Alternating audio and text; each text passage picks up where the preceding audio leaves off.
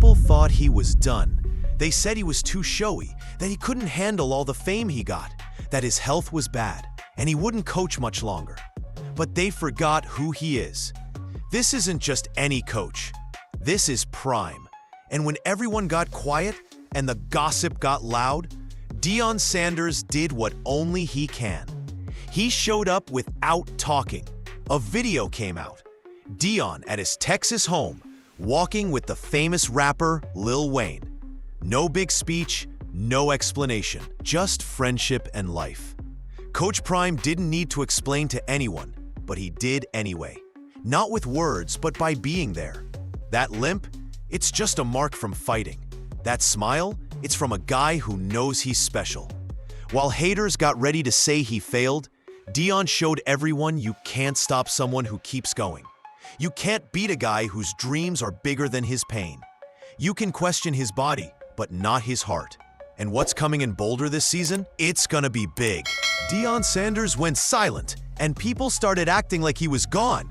A few missed practices, some silence from Boulder, and the news acted like it was over for him. Where was Prime? Was he okay? Would he coach again? USA Today and ESPN said he was in Texas, dealing with a serious secret illness. Some said it was blood clots, a problem he's had before. Others thought it was worse. The guy lost 14 pounds. He wasn't at Colorado summer camp.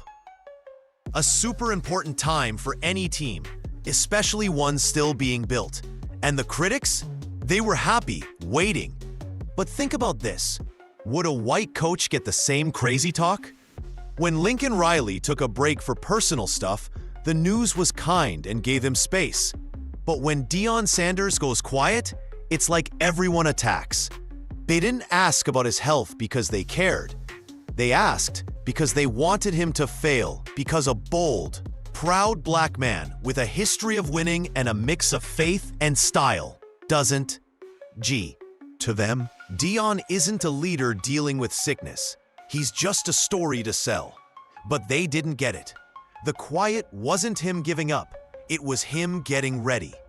Coach Prime is planning a comeback we'll always remember. Let's be real. Deion Sanders isn't just fighting sickness.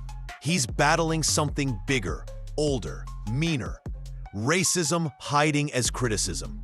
It's always been there.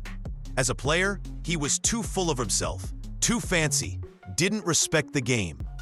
They whispered he was all looks, no skill. But they never said that about Brett Favre when he acted excited, or Nick Saban when he talked to reporters. The unfairness didn't stop when Deion stopped playing.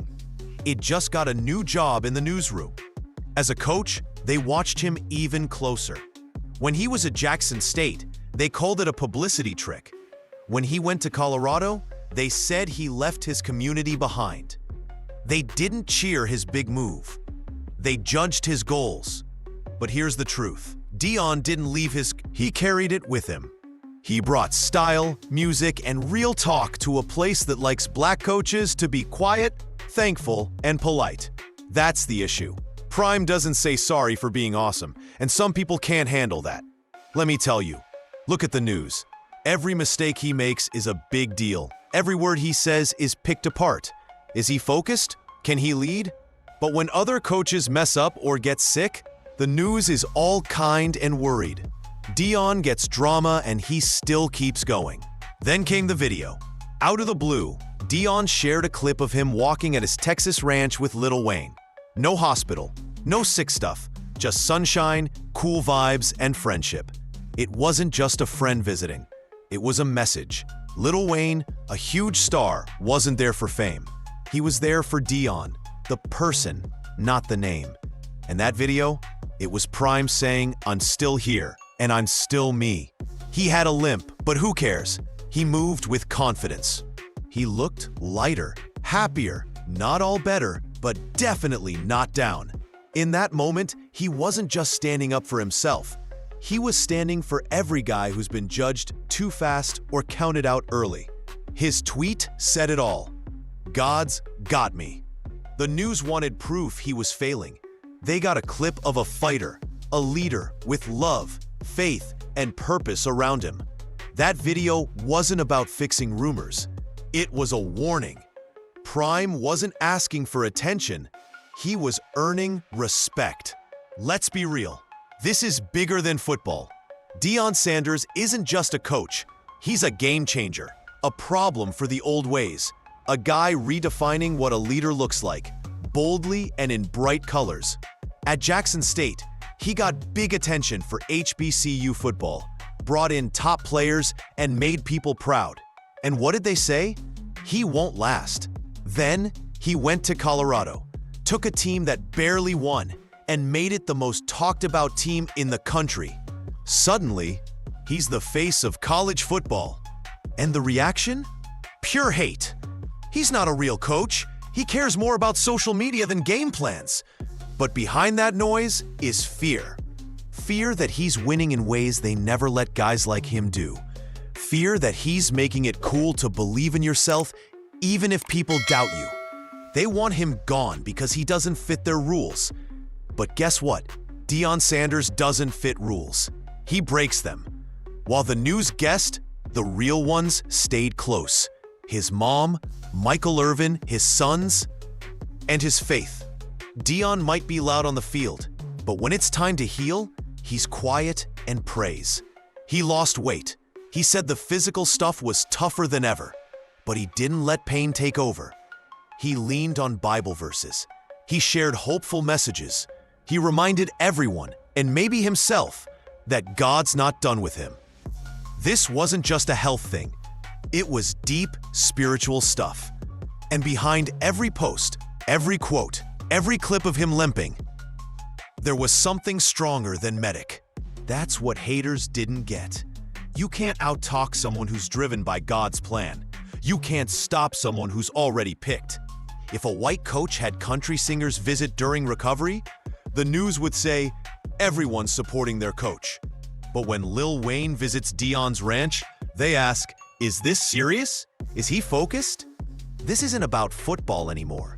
It's about how the news talks about black leaders. Deion makes people uneasy because he doesn't act different to fit in.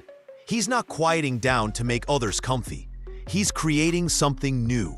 When he talks about God, they roll their eyes. When he posts inspiring videos, they laugh. But those same things have built belief in tons of young guys who play for him. And belief, not game plans, is what turns a losing team into a movement. The news won't say it, but they want him to fail. They're tired of a guy who keeps breaking their boxes and winning. Too bad, because he's not leaving. So let's make eye. Coach Prime didn't just bring attention to Colorado football. He brought meaning, style, and heart. Before Deion, Colorado's team was lost. The seats were empty. No one talked about them. The locker room had no energy. But then Prime came, and suddenly Boulder was the center of college football vibes. And it wasn't just about winning games. It was about believing. Players who never saw leaders like them now had a coach who looked like them, talked like them, and got them. Deion made Colorado's locker room a place of confidence and big goals. He didn't just pick talented players, he picked purpose. He made kids believe being black, bold, proud, and awesome could go together. And even when he wasn't at the team's place, his impact stayed. The staff shared his words, the players kept his sayings. His posts from his ranch weren't just updates. They were reminders. I'm still here for you. I haven't given up, and you shouldn't either. Colorado needs Deion Sanders not just for game plans or news stories. They need him because he changed what's expected. He set a new level, reshaped the team's vibe, and made a school and its fans think differently about leadership. And when he walks back into that locker room, even if he's still limping, things will change. Not because he's all better, but because he brings healing. This isn't just about football. This is about the return of a hero, a leader, a game changer. Coach Prime isn't coming back just to win games. He's coming to finish what he started, a big cultural shift that dares to rewrite the old rules. Deion Sanders didn't need anyone's okay to be great, and he doesn't need it now. While the news guessed and critics talked, he healed quietly, with family, faith, and strength. They tried to write his ending, but he's still holding the pen. The truth is, they've always been uneasy with Deion. Not because he's loud, not because he's bold, but because free to believe in himself, free to mix music with football, free to wear bling, talk about God, and make his own choices. And for a black man in America, especially one with power, that's scary to some. They said he left HBCUs behind. They said he wouldn't make it at a big school. They said he was too showy, too proud, too different. But all that talk has one thing in common. It's based on fear. Because Deion shows a future they can't control. A future where being real beats fitting in. Where young black coaches don't have to hide who they are to succeed. And now, after the sickness, the doubt, the time away, he's stronger than ever. Not because his body's perfect, but because his heart can't be broken. The video with Lil Wayne wasn't a trick. It was a sign. The king is still here. The movement keeps going, and the story is nowhere near done. So go ahead, keep doubting, keep whispering, keep hoping he fades. But don't forget this. Deion Sanders is built on something you can't stop: purpose. This is the Field Report. Thanks for watching. Like the video, subscribe. I'll see you tomorrow with more football news.